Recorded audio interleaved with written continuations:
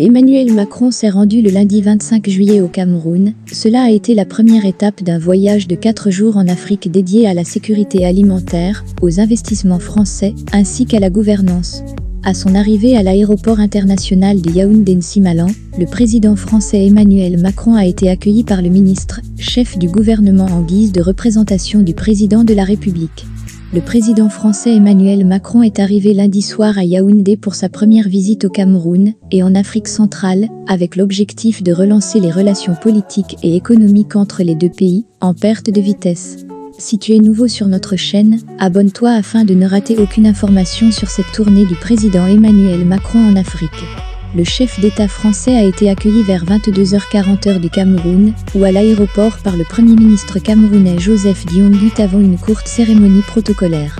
On a noté à l'aéroport de Simalin, les groupes de danse, mouvements d'ensemble et plusieurs autres festivités traditionnelles pour un accueil chaleureux au président Emmanuel Macron.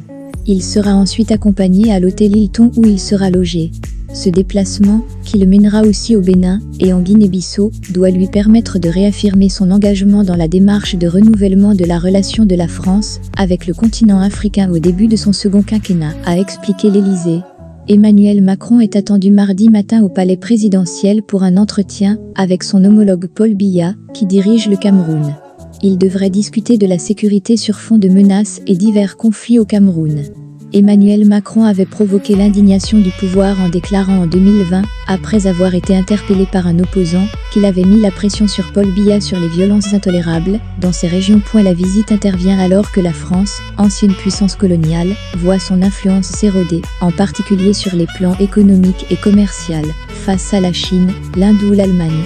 Les entreprises françaises ne paient plus qu'environ 10% de l'économie contre 40% dans les années 1990. Après un déjeuner avec Paul Biya et son épouse Chantal, Emmanuel Macron, accompagné de plusieurs ministres dont Catherine Colonna, Affaires étrangères, rencontrera des représentants de la jeunesse et de la société civile. Il terminera la journée dans le village Noah accueilli par l'ancien champion de tennis Yannick Noah, qui développe un centre de loisirs et d'éducation dans un quartier populaire de Yaoundé, où il vit plusieurs mois par an. Voilà déjà un briefing des premières heures passées par le président Emmanuel Macron au Cameroun. Abonnez-vous, afin de ne manquer aucune information sur sa tournée en Afrique. À très bientôt, pour la suite des informations sur la tournée du président Emmanuel Macron en Afrique.